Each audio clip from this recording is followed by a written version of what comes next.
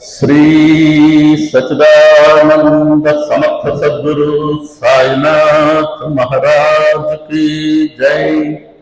ముందు ఓంకారం చెప్దామా 3 సార్లు? నిద్రమత్తు పోవాల, చక్కగా కూర్చొని చెప్పండి. 3 సార్లు గట్టిగా చెప్దాం. ఓ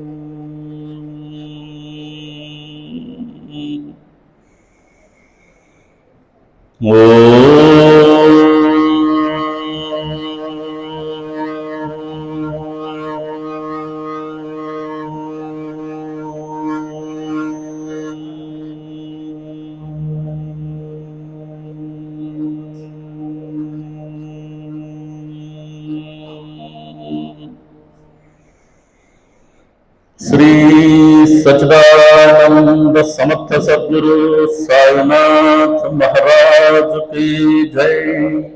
గురుమధ్యే స్థితం విశ్వం, విశ్వమధ్యే స్థితో గురుః, గురుర్విశ్వం నచాన్యోస్తి తస్మై శ్రీ గురవే నమః, తస్మై శ్రీ గురవే నమః. సదా నింబవృక్షస్య మూలాధివాస సుధాశ్రావిణం పీతమప్యాప్రియంతం తరుం కల్పవృక్షాధికం సాధయంతం నమామీశ్వరం సద్గురుం సాయినాథం, నమామీశ్వరం సద్గురుం సాయినాథం, నమామీశ్వరం సద్గురుం సాయినాథం. చాలా సంతోషం. నంద్యాల పట్టణంలో, చరిత్ర కలిగిన నంద్యాల పట్టణంలో రెండోసారి మీ అందరితో కలిసి బాబాగారి మాటలు మరికొన్ని పంచుకునే అవకాశం బాబాగారి అనుగ్రహంగా భావిస్తూ ఈ కార్యక్రమం ఏర్పాటు చేసిన, అంటే ఎవరినో ఒకరిని ఆయన బాబాగారు ఎన్నుకొని నిమిత్త మాత్రలుగా చేసుకుంటారు.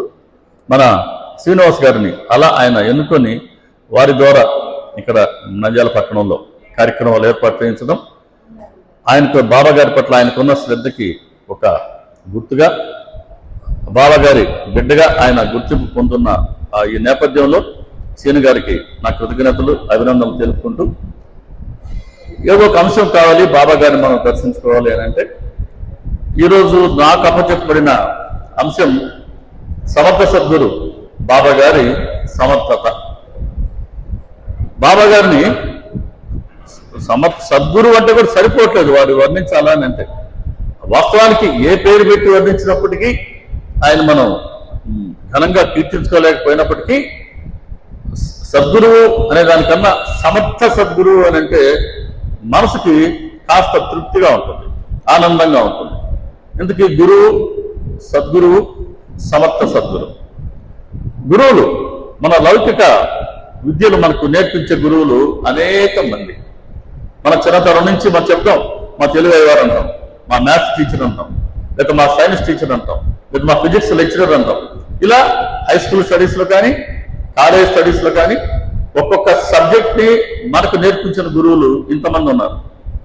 పెద్ద అయిన తర్వాత మోటార్ సైకిల్ డ్రైవింగ్ కానండి, కారు డ్రైవింగ్ కానండి, కంప్యూటర్ వర్క్ కానండి, లేకపోతే మీరు ఇళ్లలో చూసుకునే మంచి వంటకాలు తయారు చేయడం అనండి, వీటన్నిటిని మనకు నేర్పించే వాళ్ళు ఒక్కొక్క దానికి ఒక్కొక్క గురువు ఉన్నారు.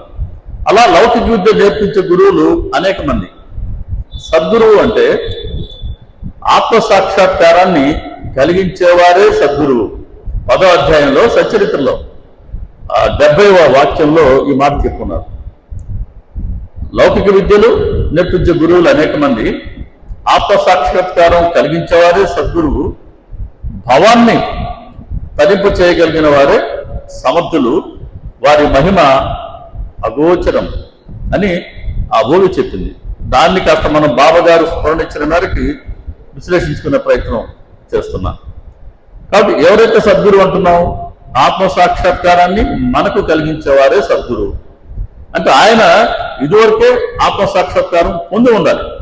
సద్గురు అన్నది మన అభిమానం ఇచ్చుకునే బిరుదు కాదు, ఒక ఒక సాధారణ పిలుచుకునే గౌరవప్రదమైన పేరైతే కాదది. ఆ స్థితిని వారు సంతరించుకొని ఉండాలి. పూర్తిగా అందరిలోనూ మామూలు వాటర్, సీను కోల్డ్ వాటర్ ఉంది, గొంతు బద్దు, అందరిలోనూ తమనే ఆత్మనే చూసుకునేటువంటి స్థితిలో ఉండేవారు.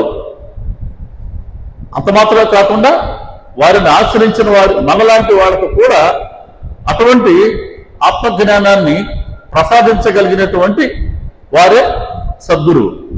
దీని ఒక్క మాటలో చెప్పాలంటే 48వ అధ్యాయంలో సచ్చరిత్రలో ఒక నిర్వచనం ఇచ్చారు. సచ్చరిత్రలో సద్గురువు అన్న పదానికి సంపూర్ణ శాస్త్ర జ్ఞానం ఉండి అపరోక్ష జ్ఞానాన్ని అంటే ఆత్మ జ్ఞానాన్ని ప్రసాదించగల అనుభవం ఉన్నవారినే సద్గురువులు అని అనాలి.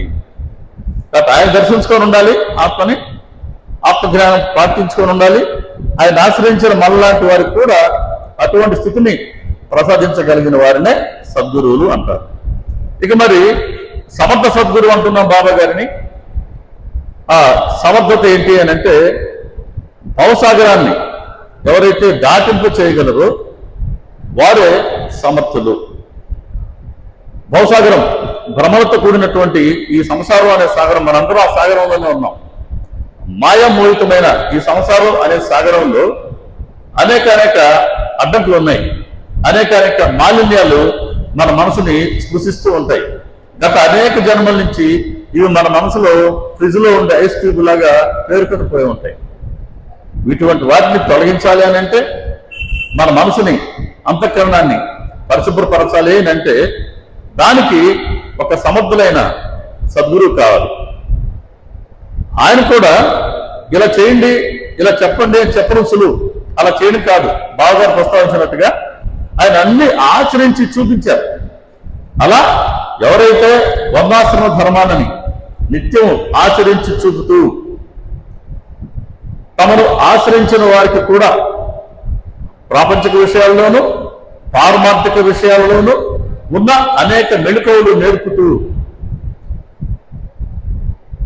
మనకు భగవంతుడికి మధ్యలో ఉన్న అడ్డుగోడలు, అడ్డంకులు లేదా బలహీనతలు అనండి, వీటన్నిటిని మనకు తెలియచేస్తూ వాటిని కనుక తొలగించుకోలేకపోతే మునుముందు రానున్నటువంటి దుష్పరిణామాలు ఎలా ఉంటాయో తెలియచేస్తూ వాటిని ఎలా తొలగించుకోవాలో మార్గం చూపుతూ ఉపాయం చెప్తూ మెల్లగా ఆ అడ్డంకులన్నీ తొలగింపు చేసేవారే సమర్థులు.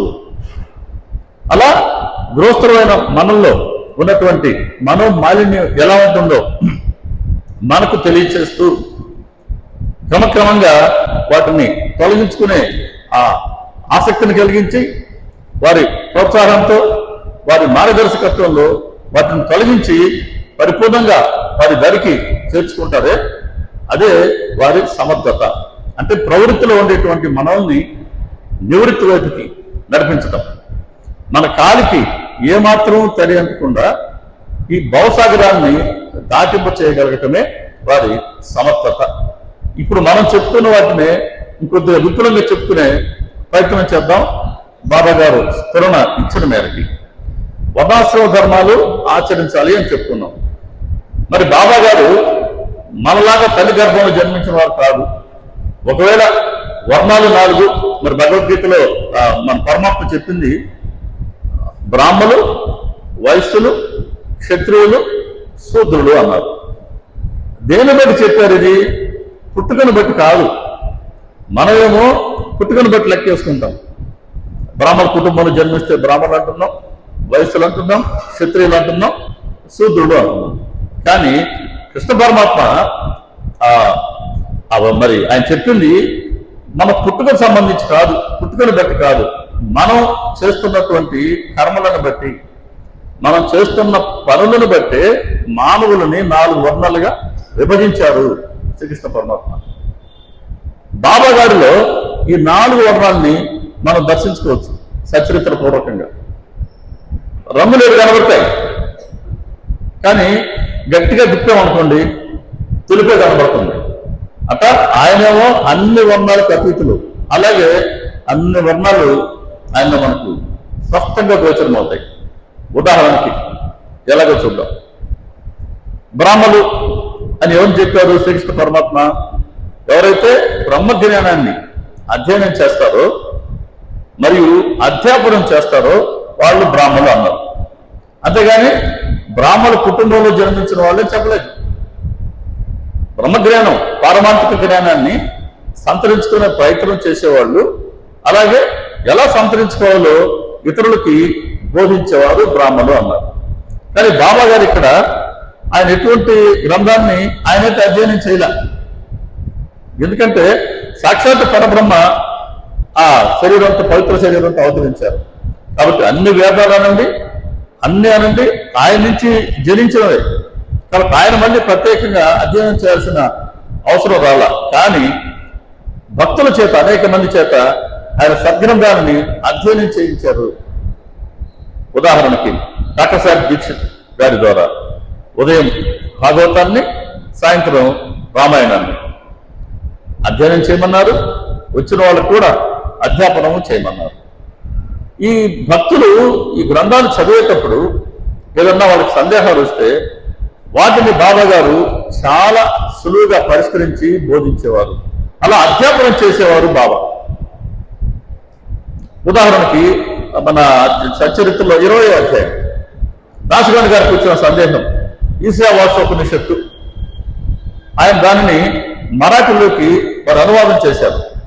గ్రంథం పూర్తయింది, అనువాదం పూర్తయిపోయింది.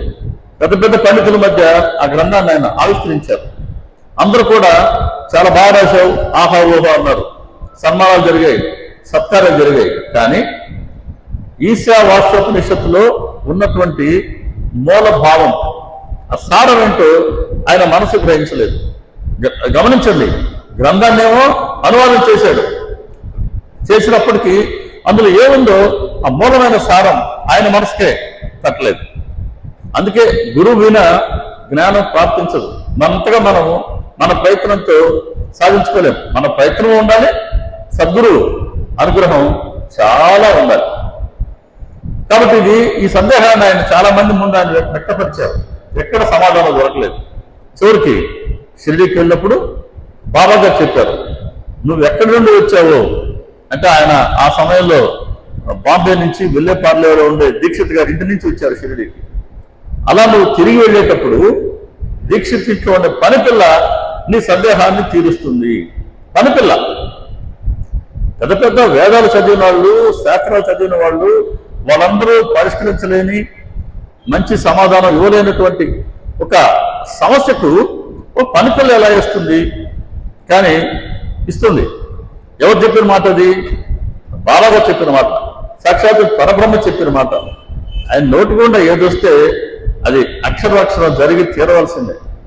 సరే, అందరికీ అది బాబా గారు సరదాగా అన్నాడు అనిపించినప్పటికీ దాసగొండ గారికి తెలుసు. తిరిగి ఆయన బాంబేకి వెళ్ళారు, విల్లేపార్లేలో ఉన్నారు. ఆ ప్రక్క రోజు ఆయన పడకలో ఉండగానే ఒక పాట వినవచ్చింది. ఆ పాటను మనసు పెట్టి విన్నారు ఆయన. ఎవరో ఒక అమ్మాయి నారింజ రంగు చీర గురించి వర్ణిస్తూ ఉందండి. నారింజ రంగు చీర, ఆ రంగు ఎంత బాగుంది, ఆ చీర బయట కొంగు ఎంత ఆకర్షణీయంగా ఉంది, చీర అంచు ఎంత అందంగా ఉంది అని ఆ అమ్మాయి తనది కాదు ఆ చీర, కానీ ఆ చీరను వర్ణిస్తూ ఆనందంగా పాడింది. వీళ్ళు గమనించాడు. ఆ అమ్మాయి చూస్తే ఒక 8-10 సంవత్సరాల వయసు ఉంది. ఒక పాప చిరిగిన వస్త్రం ధరించింది. అయ్యో, ఇంత పేదరికంలో ఉంది అని పక్కనుండే మౌరేశ్వర్ అని ఆయనకి చెప్పి, మౌరేశ్వర ప్రధాన్ అనే భక్తుడికి చెప్పి ఆ అమ్మాయికి ఒక కొత్త వస్త్రాన్ని ఇవ్వమన్నారు. సరే, ఆయన కొత్త బట్టలు తీసుకొచ్చి ఆ అమ్మాయికి ఇచ్చారు. ముందు రోజు ఆ పాత వస్త్రంతో చాలా హుషారుగా, చాలా ఆనందంగా పనిచేసింది. ఆ రోజు సాయంత్రం ఈ కొత్త వస్త్రాన్ని ఇచ్చారు. అది కట్టుకొచ్చింది, అంటే కొత్త బట్టలు ధరించి వచ్చింది. ఆ రోజు కూడా ముందు రోజు ఎంత ఆనందంగా, ఎంత హుషారుగా పనిచేసిందో అలాగే చేసింది. మూడో రోజు ఈ కొత్త వస్త్రాన్ని ఇంట్లో దాచిపెట్టుకుంది తిరిగి ఆ పాత వస్త్రమే ధరించి వచ్చింది. ఈ రోజు కూడా మొదటి 2 రోజులు తను ఎంత ఆనందంగా హుషారుగా పనిచేసిందో మూడో రోజు కూడా అలాగే ఆనందంగా పనిచేసింది. ఈ 3 రోజులు ఆ అమ్మాయి స్థితిని కళ్ళారు చూసిన దాసుగానికి ఇప్పుడు ఈశావాస్యోపనిషత్తు ఏం చెప్పిందో అర్థమైంది. ఎవరు చెప్పలేదు, కానీ గురు ఆజ్ఞను పాటించి అక్కడికి వచ్చాడే, అమ్మాయిని 3 రోజులు గమనించాడే, అమ్మాయి ప్రవర్తన ద్వారా ఈశావాస్యోపనిషత్తు ఏం చెప్పిందో ఆయన మనసు గ్రహించింది. ఎలా గ్రహించారు ఆయన అంటే, ఈశావాస్యం భగవంతుడు ఒక్కరే, ఆయనే సర్వత్ర వ్యాపించి ఉన్నారు.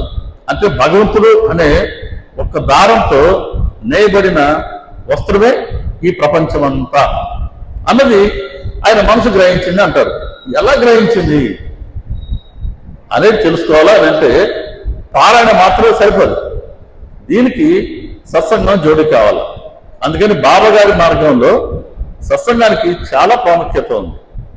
పారాయణ చేసుకుంటే మన తెలుగు మాతృభాష, మనం అంతలో చదువుకున్నది మనం అర్థం చేసుకోగలం, కానీ కొన్ని కీలకమైన విషయాలు చదివినంత మాత్రం అర్థం కావు.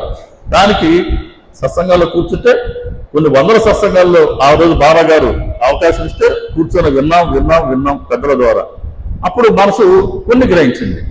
అలా పారాయణ చేస్తూ ఉంటే ఇంకొన్ని అర్థాలు బాబా గారు స్ఫురింప చేస్తూ ఉంటారు. అది కాబట్టి సత్సంగం చాలా ప్రాధాన్యం. ఒక ఫంక్షన్కి వెళ్ళొచ్చు, పెళ్ళి ఉంది ఎవరిదో, పెళ్లికి వెళ్తే అబ్బా జనం పట్టలేదబ్బా అంటాం, నిజమే, అక్కడ జనం పట్టలేనంతమంది వస్తారు. కానీ ఇటువంటి కార్యక్రమానికి అందరూ రాలేము. దీనికి భగవంతుడి ప్రత్యేకమైన అనుగ్రహం కావాలి. ఆయన ఎవరినైతే అనుగ్రహించదలుచుకుంటారో వారికి ఆయన గురించి వినేందుకు ఆసక్తిని కలిగిస్తారంట. చాలా ప్రధానమైన మాట అది. కాబట్టి భగవంతుడు కనుక అనుగ్రహిస్తే ఆయన ఏం చేస్తారు, భగవంతుడి లీలలు లేదా గురువు లీలలు వినేందుకు మనకు ఆసక్తిని కలిగిస్తారు. శ్రవణ లాలస అంటారు. ఆ లాలస ఉంటేనే వెతుక్కుంటూ వచ్చి మనం ఇక్కడ కూర్చోగలం. అంటే ఆయన ముందు కూర్చునేందుకు ఈరోజు ఎవరికైతే అనుమతి ఉందో వాళ్ళు మాత్రమే వచ్చి ఆయన ముందు మనం కూర్చోగలం. కాబట్టి సత్సంగాల్లో ఎక్కువ మంది రాలేదు అన్న ఆలోచనే పెట్టవలేదు. అది మన సబ్జెక్ట్ కాదు, అది ఆయనకి వచ్చిన వారికి మధ్యలో ఉండేది. కాబట్టి ఇక్కడ దాసగాని గారికి ఎలా అర్థమైంది ఆ ఉపనిషత్తులు ఏం చెప్పిందానంటే, ముందు రోజు పాత చీర కట్టుకునింది, అత్యంత పేదరికంలో ఉన్న అమ్మాయి అయినా సరే ఆ రోజు చాలా ఆనందంగా హుషారుగా పనిచేసింది. అంటే పేదరికానికి అమ్మాయి మనసులో ఉన్న ఆనందానికి సంబంధం లేదు. ఒకటి. రెండవ రోజు ఇప్పుడు ఆ పాతది లేదు, తనకు కొత్త చీర ఇచ్చారు, కొత్త వస్త్రం ఇచ్చారు. ఈరోజు ఆ కొత్త వస్త్రానికి తను ఓనర్, తనది ఆ కొత్త వస్త్రం, దాన్ని కట్టుకొచ్చింది. కొత్త వస్త్రం ఉన్నది కదా అని మరీ పొంగిపోలా. ముందు రోజు ఎలా పనిచేసిందో అలాగే పనిచేసింది. అంటే పాత వస్త్రం ధరించినప్పుడు బాధపడలేదు, కొత్త వస్త్రం వచ్చినప్పుడు పొంగిపోను లేదు. అదే ఆనందం రెండో రోజు కూడా కనబడింది. మూడో రోజు మరి కొత్త ముందు కదా, దాన్నే కట్టుకు రావచ్చు కదా. ఎంత కొత్తదైనా వాడే కొద్ది పాత అయిపోదా, ఎంతకాలం కొత్తదిగా ఉంటుంది. అది కొత్తగా ట్రాన్స్ఫర్ చేస్తే కొత్త టీచర్ అంటారు. ఎంతకాలం అంటారు? 1 నెల అంటారేమో, 2 నెలలు అంటారేమో, అయిపోయా. కాబట్టి ఆ కొత్త అనేది మన జీవితంలో నిలవదు. కాబట్టి మూడో రోజు ఆ కొత్త వస్త్రం ఇంట్లో పెట్టుకునింది, తిరిగి ఆ పాత వస్త్రమే ధరించుకొని వచ్చింది. అయ్యో ఇంట్లో కొత్తది ఉందే, నేను కొత్తది కట్టుకురాలేకపోయినా పాత కట్టుకొచ్చానే అనే ధైర్యం కూడా ఈరోజు లేదు. ఈరోజు కూడా మొదటి 2 రోజులు ఎలా ఆనందంగా పనిచేసిందో అదే ఆనందంగా పనిచేసింది. అంటే ఈ 3 రోజుల్లో వస్త్రం నేపథ్యం 3 రకాలుగా ఉన్నప్పటికీ 3 రోజులు కూడా అమ్మాయిలో ఒకటే ఆనందం ప్రకటితమైంది. కాబట్టి ఆనందం భగవంతుడిలోని అంశం. భగవంతుడు అంటే సచ్చిత్ ఆనంద స్వరూపుడు. కాబట్టి ఆయనలో ఉన్న ఆనందం ఈ 3 రోజుల్లోనూ ఈ అమ్మాయిలో కనబడింది. కాబట్టి ఈ అమ్మాయిలో దేవుడు ఉన్నాడు అని ఆయన మనసు గ్రహించింది. ఎప్పుడైతే ఈ అమ్మాయిలో దేవుడు ఉన్నాడో మరి ఆ అమ్మాయికి సంబంధించిన ప్రతి దేవుడి కదా, అది లాజిక్ అక్కడ. అర్థమైందా నా మాట? ఎప్పుడైతే ఆ అమ్మాయిలో దేవుడు ఉన్నాడు అని గ్రహించింది ఆయన మనసు, నన్ను మీరు చూస్తున్నారండి, ఈ షర్ట్ నాదే కదా, వాచ్ నాదే కదా, లేకపోతే ప్యాంట్ నాదే కదా, అలా అమ్మాయిలో ఎప్పుడైతే భగవంతుడు ఉన్నాడు అని ఆయన మనసు గ్రహించిందో ఆ అమ్మాయికి సంబంధించిన ప్రతిదీ కూడా భగవంతుడిదే. అవునా కాదా? ఒప్పుకున్నారా? ఇదే లాజిక్ అక్కడ. ఒప్పుకున్నారా? డౌట్ ఏమన్నా ఉందా? రైట్.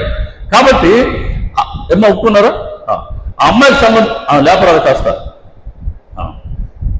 అది సమస్య, అది సమస్య. పాపం అది పర్లేదు పర్లేదు పర్లేదు పర్లేదు. వినే కొద్ది కూడా, శ్రద్ధ పెరిగే కొద్ది కూడా అట్లా మనసు ధ్యానంలోకి పోద్ది, తప్పేం కాదు. కాబట్టి అమ్మాయికి సంబంధించిన పేదరికము భగవంతుడిదే. పక్కరోజు ఆ కొత్త బట్టను ఏమన్నాడే, ఏమన్నాయినా భగవంతుడే, ఇచ్చిన అయినా భగవంతుడే, ఆ ఇవ్వబడడం భగవంతుడే, ఇవ్వబడిన వస్తువు భగవంతుడే, ఆ కొత్త వస్తువు భగవంతుడే.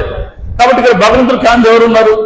అమ్మాయి భగవంతుడు, అమ్మాయి ధరించిన అమ్మాయి పేదరికం భగవంతుడు, పేద వస్త్రం ఆ చిరిగిపోయిన వస్త్రం భగవంతుడు, కొత్త వస్త్రం అని చెప్పిన ఆయన భగవంతుడు, ఇచ్చిన ఆయన భగవంతుడు, ఇవ్వబడ్డం భగవంతుడు, ఇవ్వబడిన వస్తువు భగవంతుడు. ఇక్కడ భగవంతుడి దాకా వేరే దేవి ఉంది?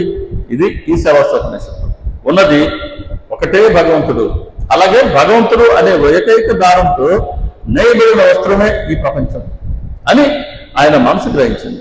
ఇలా బాబా గారు తన భక్తులకి సందేహాలు వస్తే వాటిలో సులువుగా ఆయన అధ్యాపనం చేసేవారు కాబట్టి ఆయన బ్రాహ్మణైనారు. ఒకసారి బాబా గారు అంటారు, నాచినేయంలో ఒక భక్తుడు ఆయన షిరిడీకి వెళ్తుంటే ఎవరో ఒక 2 రూపాయలు పంపించారు బాబా గారికి ఇయ్యా అని దక్షిణగా. సరే ఆయన వెళ్ళాడు, 10 రోజులు ఉన్నాడు, మర్చిపోయాడు. ఆ 2 రూపాయల భద్రను జేబులో పెట్టుకుని ఉన్నాడు బాబా గారికి ఇవ్వాలని. కానీ ఎందుకో మర్చిపోతున్నాడు. 10 రోజులు గడిచిపోయినాయి. బాబా గారిని ఇంకా తిరిగి ఊరికి వెళ్దాం అనుకున్నాడు. బాంబేలో ఉండే ఆయన. బాబా ఊరికి వెళ్ళొస్తాం బాబా, సరే పోయిరా అని అంటూ ఆయన ఈ బ్రాహ్మడి, పేద బ్రాహ్మడి 2 రూపాయలు నువ్వు ఇంతకాలం ఎందుకు పెట్టుకున్నావు అంటాడు. అంటే బాబా గారు గుర్తుకు తెస్తే కానీ అది గుర్తుకు రాలేదు ఆయనకి. బాబా గారు సర్వగుణులు.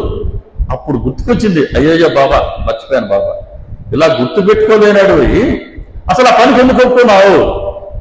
ఇది బాబా గారండి. కాబట్టి ఆయన ఎప్పుడు ఎరుకలో ఉంటారు, మనం ఎప్పుడు మరపులో ఉంటాం. ఇది ఆయనకి మనకి మధ్యలో ఉన్న తేడా. కాబట్టి అక్కడ తాము బ్రాహ్మడు అని చెప్పుకున్నారు ఆయన. ఎందుకన్నారంటే అధ్యాపనం చేసే వృత్తిని ఆయన చేపట్టారు. అప్పుడే కాదు, ఇప్పటికీ సృష్టి ఉన్నంత వరకు మన లాంటి వాళ్ళకి ఆయన అధ్యాపనం చేస్తూనే ఉంటారు.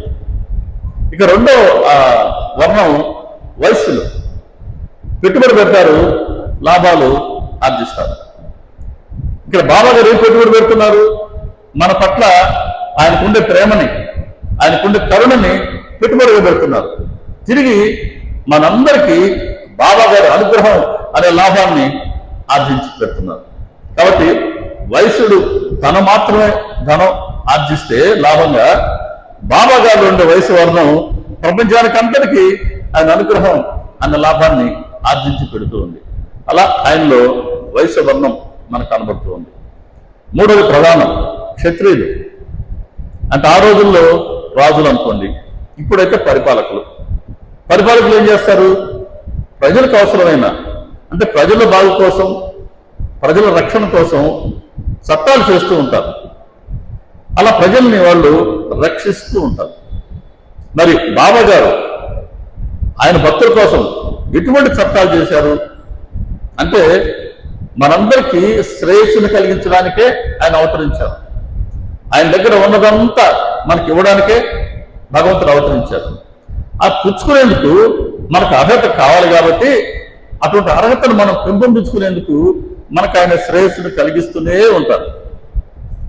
అలా శ్రేయస్సును కలిగించడానికి ఆయన మనకు చెప్పిన బోధలు ఉన్నాయే, ఆ బోధలే ఆయన మన కోసం చేసిన చట్టాలు. అది బాబాగారి శాసనం, అది బాబాగారి చట్టం, అది బాబాగారి వాక్కు. సచ్చరిత్రలో ఉన్న బాబాగారి వాక్కులన్నీ కూడా మన ప్రవర్తనకు సంబంధించి ఏవైతే బాబాగారు చెప్పారో అవన్నీ కూడా ఆయన మన కోసం చేసినటువంటి చట్టాలు. కొన్ని ఉదాహరణకి ప్రస్తావించుకున్నాం. ఎవరైనా సరే నిన్ను 10 మంది పరుషంగా కఠినంగా మాట్లాడితే తిరిగి కఠినంగా బదులు ఇవ్వకు. సహనాన్ని గనక వహిస్తే నీకు అపరిమితమైన సుఖం కలుగుతుంది. సాధారణంగా ఏం చేస్తాం? 10 మంది మాట్లాడితే పడతావా, చిన్నోళ్ళమా, ఎట్టగాని పోతున్నా, నీకు ఇంక సాట్ అవుద్ది వ్యవహారం, ఉన్న విషయం పక్కకు పోద్ది, ఏవి రాకూడదు అవన్నీ మధ్యలో వస్తుంటాయి. కాబట్టి అలా 10 మంది నేను కఠినంగా మాట్లాడినప్పటికీ తిరిగి బదిలివద్దు. ఆ సమయంలో నన్ను గుర్తుకు తెచ్చుకో, కొద్దిగా సహనం వహించు, నీకు చాలా సుఖం కలుగుతుంది. ఇది మంచి చట్టమా కాదా? మనందరికీ ఎప్పుడు గుర్తుంచుకోవాల్సినటువంటి చట్టం. రెండవది, ఎవరిని కూడా నీ మాటలతో కానీ చేతలతో కానీ ఆలోచనతో కానీ కష్టపెట్టద్దు, నష్టపెట్టద్దు. ఎవరినైనా కనుక నువ్వు కష్టపెట్టావా అది నన్నే కష్టపెట్టినట్లు. ఎవరినైనా నువ్వు మోసం చేసావా అది నన్నే మోసం చేసినట్లు. కాబట్టి ఎవరైనా సరే నీకు అపకారం చేస్తే తిరిగి ఏం చేయాలా? కన్నుకు కన్ను పన్నుకు పన్ను అనన్నా సినిమాలకే పరిమితం. అది చెప్పలేదు బాబా. ఎవరైనా కానీ అపకారం చేస్తే తిరిగి చేయగలిగితే ఉపకారమే చేయి, అపకారం చేయొద్దు. శ్రీహరి నీకు సుఖాన్ని ఇస్తాడు. కాబట్టి మన సృష్టిలో ఎన్నో జీవరాశులు ఉన్నాయి. పాములు, తేళ్లు ఉన్నాయి. సాధారణంగా ఏం చేస్తాం? పాము కనబడితే కొట్టేసే ప్రయత్నం చేస్తాం, తేలు కనబడితే కొట్టేసే ప్రయత్నం చేస్తాం. కారణం ఏంటి? అవి కుట్టాయంటే లేని కొన్ని సమస్యలు మనకు వస్తాయి కాబట్టి, ఆ భయం మనలో ఉంది కాబట్టి. వాటికి కూడా మనం అంటే భయమే. ఈశ్వరుడు ఆజ్ఞ లేనిదే శివైన కుట్టదా? కుట్టదు. ఇదే బాబా చెప్పారు. సృష్టిలో ఉండే సమస్త జీవరాశిలో కూడా భగవంతుడు సమానంగా విరాజమానుడై ఉన్నాడు. కాబట్టి సమస్త జీవరాశిని, పావైన కానీ తేలైన కానీ, వాటన్నిటినీ కూడా నువ్వు దయతో చూడు, ప్రేమతో చూడు.